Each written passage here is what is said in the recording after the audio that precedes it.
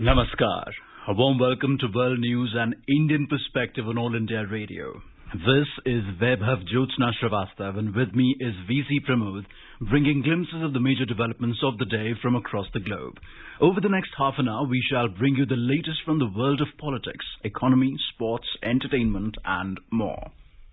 The headlines. India's Prime Minister Narendra Modi says bioeconomy grown from $10 billion to $80 billion in last 8 years. Inaugurates Biotech Startup Expo 2022 in New Delhi. India to host special ASEAN-India Foreign Ministers meeting on 16th and 17th of June. India conveys its protest to Pakistan over vandalization of Hindu temple in Karachi. Asian Development Bank approves a $250 million policy-based loan to support social protection programs in Bangladesh. WTO Director General warns of global food crisis. In badminton, India's ace shuttler PV Sindhu storms into quarterfinal at Indonesia Masters Tournament in Jakarta. And in cricket, South Africa defeats India by 7 wickets in the first T20 match at the Arun Jaitley Stadium in Delhi.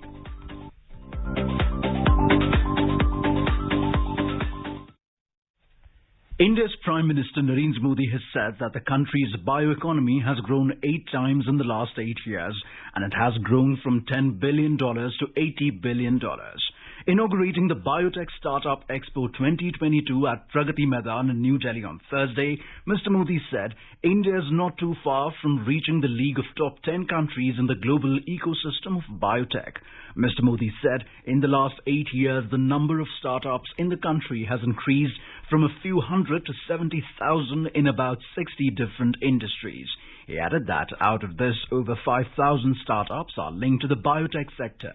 Speaking on the occasion, Science and Technology Minister of India, Dr. Jitendra Singh said the government is working for the next level of startups, which are sustainable startups.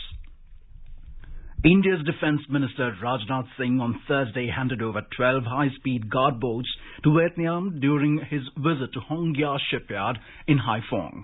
The boats have been constructed under the government's $100 million defence line of credit to Vietnam.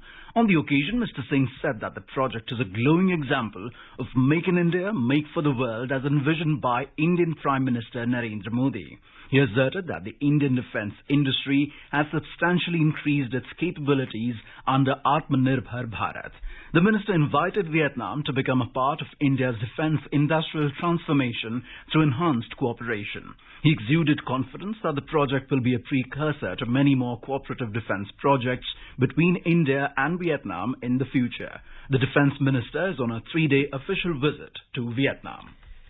India has donated 15,000 bicycles to Madagascar on the occasion of World Bicycle Day. The Indian ambassador to Madagascar, Abhay Kumar, on Thursday called on Prime Minister Christian Ntse and reviewed the progress made in the bilateral ties between India and Madagascar. He said that India will also be donating 5,000 metric tons of rice to the island nation. Foreign Minister of Madagascar, Richard Randria Mandrato, visited India to attend the Raisina Dialogue held in April this year and had a bilateral meeting with the External Affairs Minister, Dr. S. Jaishankar. In our hotspot section today, AIR News has a special feature on 8 years of service, good governance and welfare of the poor tech-powered India.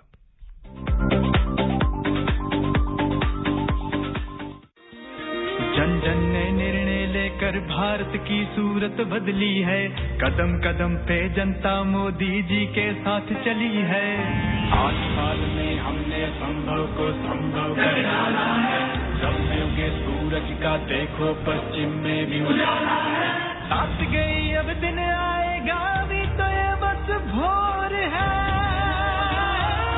Our nation India is an epitome of diversity and is known for its various cultural traditions and heritage.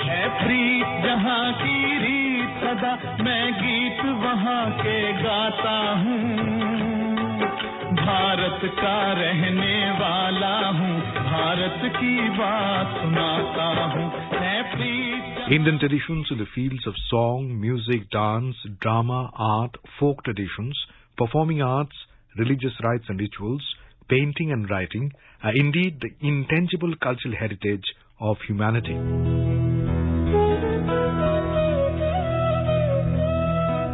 The Government of India in the last 8 years has been moving forward with determination to not only cherish this intangible heritage but also to spread its fragrance all over the world.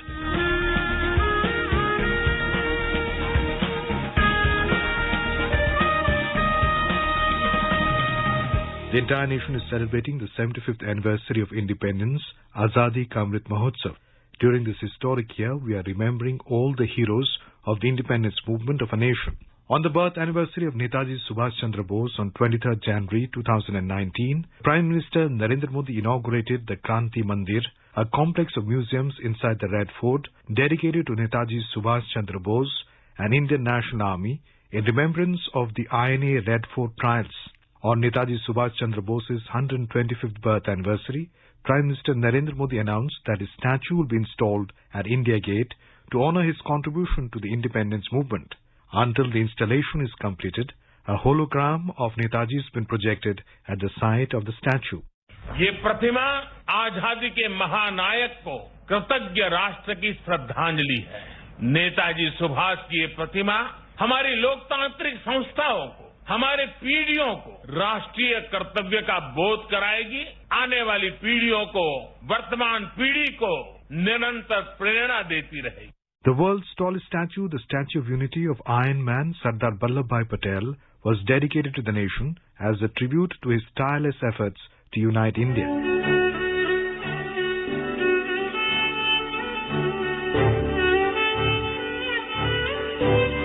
The 150th birth anniversary of Mahatma Gandhi was celebrated with great pomp not only in India but across the world.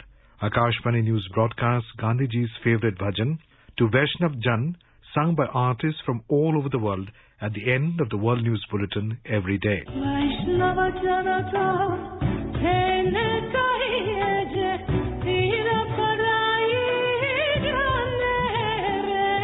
Azad Gallery, dedicated to Krantiveer Chandrasekhar Azad, is the first gallery in the country to display every revolution from 1857 to 1947 at the Allahabad Museum. PM Modi inaugurated the Biplobi Bharat Gallery at Victoria Memorial Hall, Kolkata on the 23rd of March 2022. This new gallery will showcase the contribution of Indian freedom fighters in the freedom struggle of the country. The reconstructed complex of Jallianwala Bagh Memorial was also dedicated to the nation.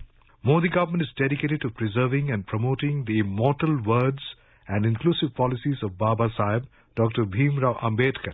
A memorial dedicated to Baba Saheb Bhimrao Ambedkar was dedicated to the nation in Delhi. Paying tribute to a soldier's National War Memorial has been dedicated to the Indian soldiers who made the supreme sacrifice fighting for the nation. A national memorial has also been dedicated to police and paramilitary forces to inspire the new generation of the country. There was no national memorial in the country till so many decades of independence. It is the result of the painstaking efforts of the Government of India that from 2014 till now, about 228 priceless statues of antiquity have been successfully brought back to the nation, whereas till the year 2013, only about 13 idols could be brought back. Modi government is committed to protect diversity through the Swadesh Darshan project, which was launched in 2015.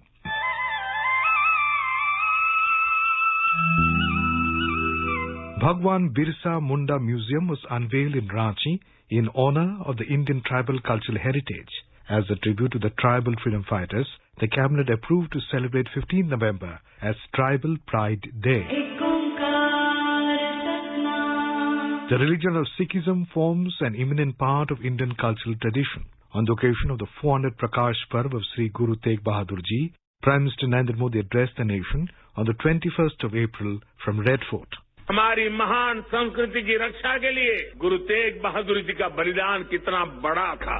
उस समय भारत को अपनी पहचान बचाने के लिए एक बड़ी उम्मीद गुरु तेग बहादुर साहब के रूप में दिखी थी। In memory of the martyrdom of the two younger sons of Guru Govind Singh Ji, Sahibzada Zorawar Singh and Sahibzada Fateh Singh, Veer Bal Divas is now commemorated on the 26th of December. For the first time after independence, the Modi government fulfilled the demand of the Kartarpur Corridor, the holiest pilgrimage site of the Sikhs, which was constructed in October 2019 as an integrated development project with all modern facilities from Dera Baba Nanak to the international border. Guru Nanak Dev Ji सिर्फ भारत की ही धरोहर नहीं बल्कि पूरी मानवता के लिए प्रेरणा पुंज है। गुरु नानक देव एक गुरु होने के साथ साथ एक विचार है, जीवन का आधार है। The development of cultural sites is at the forefront of NDA government's vision of celebrating and affirming India's unbroken cultural heritage. The construction of the Ram temple in Ayodhya has been initiated and the holy city has been developed as a spiritual center, a global tourism destination and a sustainable smart. The Sharayu River and its ghats is receiving special attention. Renovation of Sri Somnath temple, redevelopment of Sri Kedarnath Dham, rejuvenation of Lord Kashi Vishwanath Dham and renovation of Sri Ujjain Mahakal Temple Corridor can be considered only a beginning in the restoration of historical places of the nation by Modi government. The iconic Kashi Vishwanath Dham is witnessing a new era of transformation under the leadership of Prime Minister Narendra Modi.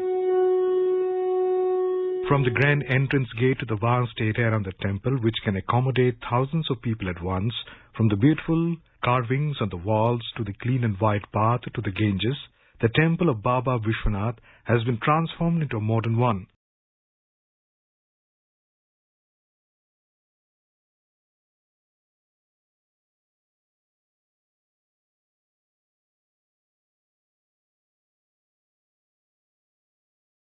The development of Kedarnath Dham has been the main priority of the Modi government. A 12 feet tall and 35 tons weight statue of Shankaracharya has been installed.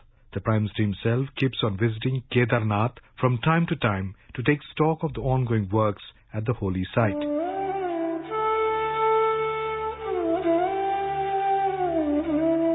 Modi government is working to connect the people of other countries through rich traditional art. India got the gift of a modern museum in the form of Prime Minister's Museum.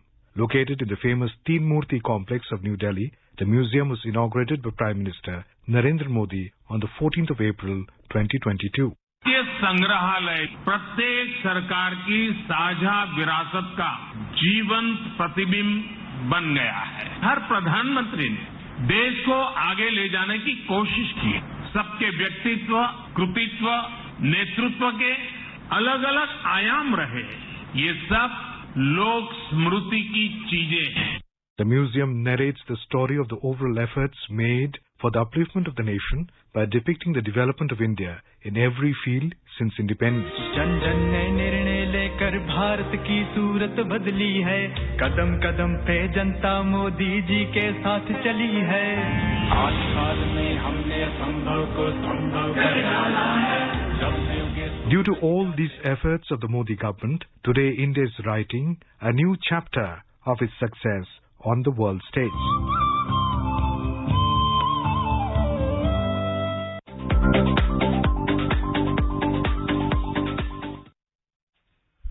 India's Prime Minister Narendra Modi warmly recalled the long-standing civilizational and cultural links between India and Iran that mutually benefited both countries and promoted regional security and prosperity. He conveyed this when the Foreign Minister of Iran, Hossein Amir-Abdollahian, who is on an official visit to India, called on him on Wednesday. Mr. Modi requested the Iran Foreign Minister to also convey his greetings to President Ibrahim Raisi and looked forward to meeting the President of Iran sooner. Earlier, India's External Affairs Minister Dr. S. Jaishankar held wide-ranging discussion with his Iranian counterpart in New Delhi. They reviewed the bilateral cooperation, including trade, connectivity, health, and people-to-people ties. Dr. Hussain is also scheduled to visit Mumbai and Hyderabad. India will host the special ASEAN-India Foreign Ministers meeting on the 16th and 17th of this month. Briefing media in New Delhi on Thursday, India's External Affairs spokesman Arindam Bagchi said this will be the first meeting hosted by India in New Delhi and it will be accompanied by the 12th edition of the Delhi Dialogue. He said the theme of Delhi Dialogue is building bridges in the Indo-Pacific. The ministerial session will be attended by India's External Affairs Minister Dr. S. Jaishankar and ASEAN's ministers. This meeting will be accompanied by the 12th edition of the Delhi Dialogue, a premier track 1.5 dialogue in the ASEAN-India calendar. This will be hosted by India on June 16th and 17th. The theme of Delhi Dialogue 12 is Building Bridges in the Indo-Pacific. And the ministerial session of this Delhi Dialogue 12 will be attended by External Affairs Minister as well as the ASEAN ministers. Terming the ASEAN central to India's Act East policy, Mr. Bagchi said ASEAN-India Foreign Ministers meeting will mark the 30th anniversary of the dialogue relations and the 10th anniversary of strategic partnership with ASEAN. He said 2022 has been designated as the ASEAN-India Friendship Year.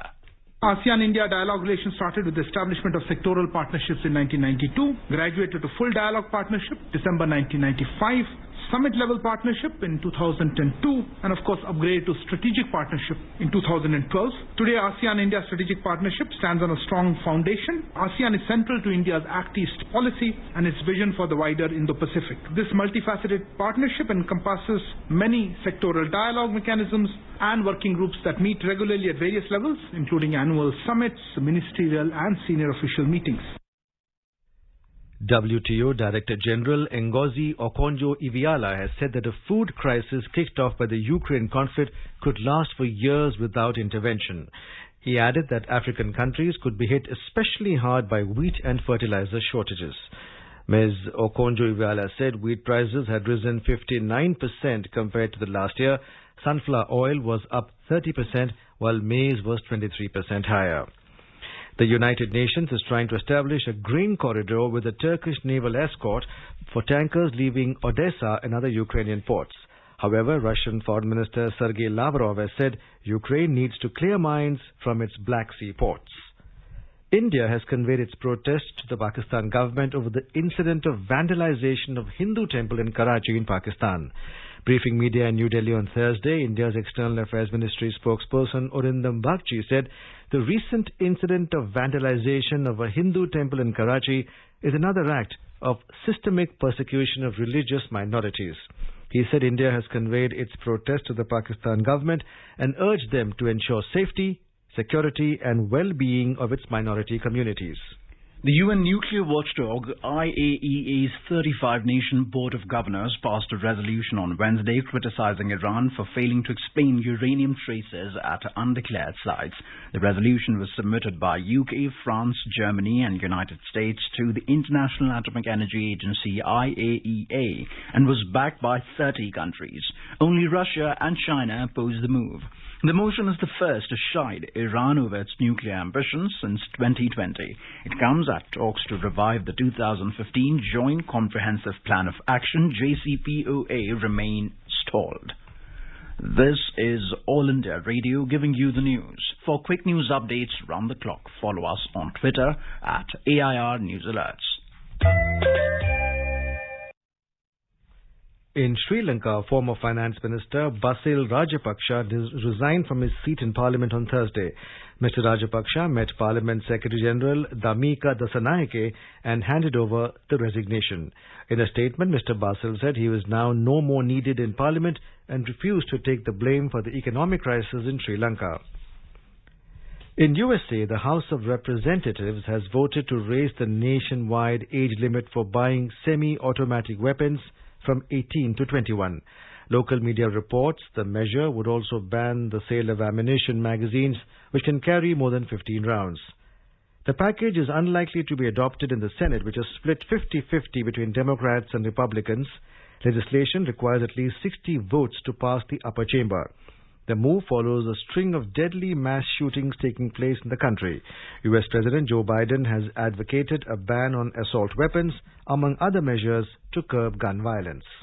In South Korea, 7 people have been killed in a suspected arson attack at a law firm in the city of Daegu. According to media, at least 46 people were injured in the fiery explosion in an office building near the city's district court on Thursday morning. A team from the National Forensic Services was also deployed to the site. Police have said they were investigating the cause of the attack and believed it may have been an act of arson. Most of the injured were taken to hospital with afflictions linked to smoke inhalation. China on Thursday said that Beijing and New Delhi have the will and capability to properly resolve the border issue through talks as it criticized the scathing remarks by a top U.S. military commander who questioned China's intent in terms of its alarming infrastructure build-up at the Sino-India border in eastern Ladakh. China-India border issue in eastern Ladakh has entered its third year, and China is not ready to restore the status quo of April 2020, even after 15 rounds of talks, resulting only in a partial disengagement in eastern Ladakh border. Indian side has many a time said that onus lies with China to resolve the long-drawn border standoff at the LAC in eastern Ladakh, as it was caused by the violation of all the previous bilateral border agreements by China. At a regular media briefing in Beijing, Chinese Foreign Ministry spokesman Zhao Lijian said the border issue is between China and India, and the two sides have the will and capability to properly resolve the issue through talks. The Asian Development Bank on Thursday approved a $250 million policy-based loan to support social protection programs in Bangladesh. The loan is designed to protect vulnerable populations against socio-economic challenges. ADB Principal Social Sector Specialist for South Asia, Hiroko Uchimura Shiriyoshi, said that the sub-program continues ADB's support to improve the coverage and efficiency of social protection programs in Bangladesh. ADB's active portfolio in the country stands at around $11 billion with 50 projects as of April 2022. In Indonesia Masters Badminton Tournament in Jakarta, India's ace shuttler PV Sindhu stormed into the women's singles quarterfinal, beating Indonesian Gregoria Mariska Tunjung by 23-21, 20-22, 21-11. Earlier, India's ace shuttler Lakshya Sen has also entered the men's singles quarterfinal. He defeated Rasmus Gemke of Denmark 21-18, 21-15 Thursday morning. In mixed doubles event, Indian duo of B. Sumit Reddy and Ashwini Ponnappa went down to Zheng Siwei Huang He Kwa by 18-21, 13-21. In the first 2020 international cricket match at the Arun Jaitley Stadium in Delhi on Thursday night, South Africa defeated India by 7 wickets. Chasing the target of 212 runs set by India, South Africa made 212 for 3 in 19.1 overs. For South Africa, Rassie van der Dussen, when unbeaten 75, was the top scorer, while David Miller also made a quick-fire 64. Earlier, the Proteas won the toss and elected field, batting first. The hosts amassed a formidable 211 for the loss of 4 wickets in the stipulated 20 overs. For India, opener Ishan Kishan made a quick-fire 76. The two teams will play subsequent matches in Cuttack on the 12th, Vishakhapatnam on the 14th, Rajkot on 17th, and the last one in Bengaluru on the 19th of this month.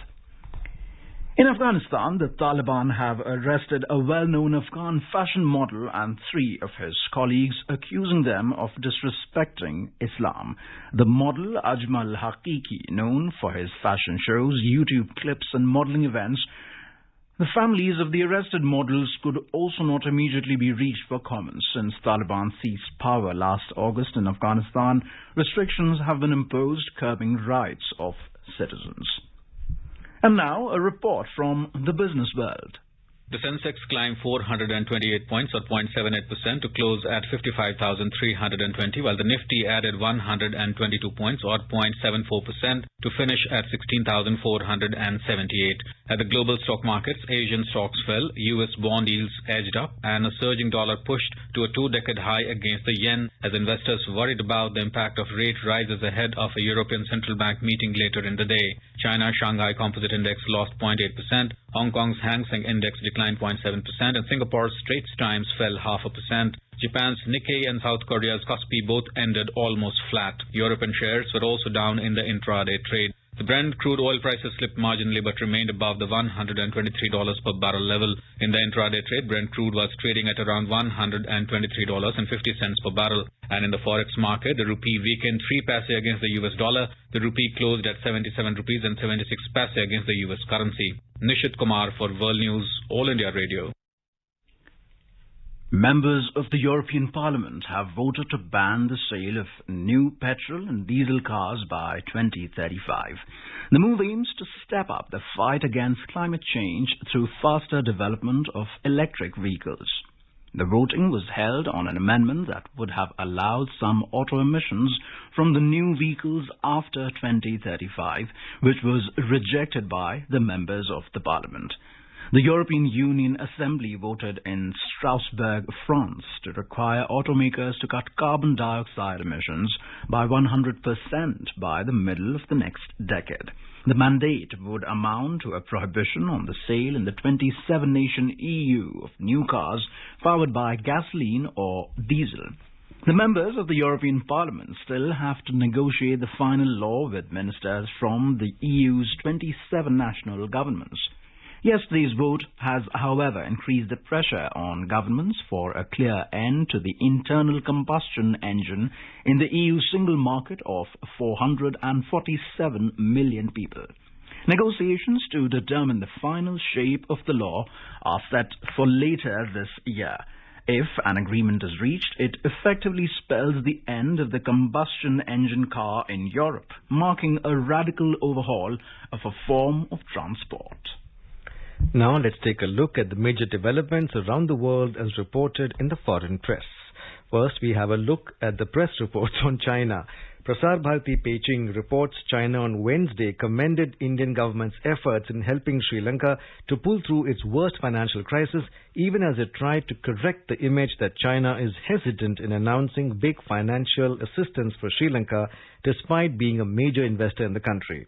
Sri Lankan President Gotabaya Rajapaksa said in an interview on June 6th that Sri Lanka couldn't tap a $1.5 billion credit line from China and has yet to hear back on the request to China for a $1 billion loan. The Guardian reports record-breaking rains that have battered parts of China and East Asia in the last week are expected to worsen, with authorities warning of an increased risk of floods.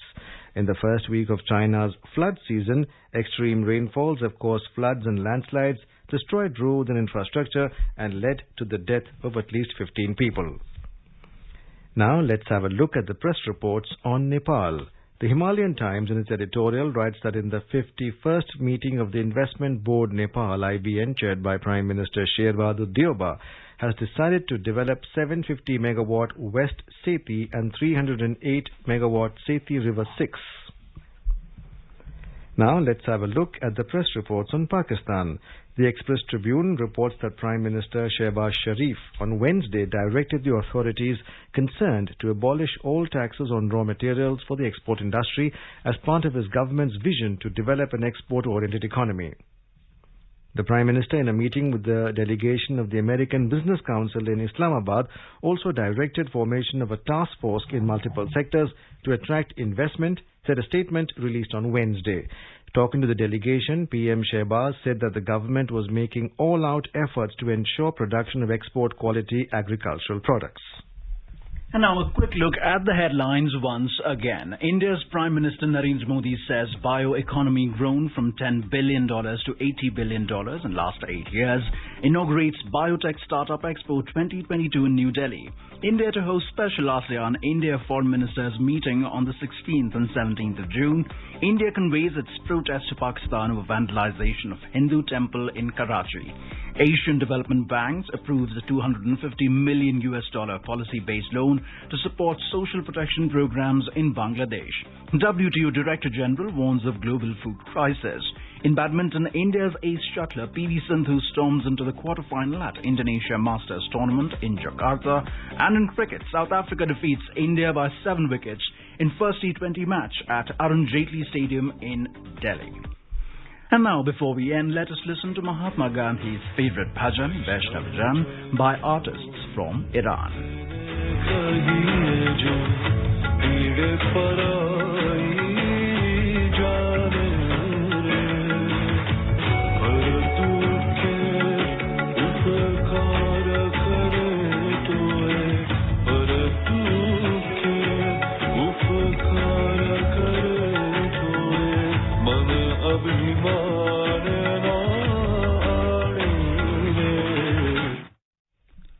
And with that, we end this bulletin. We'll be back at the same time tomorrow with the next edition of World News.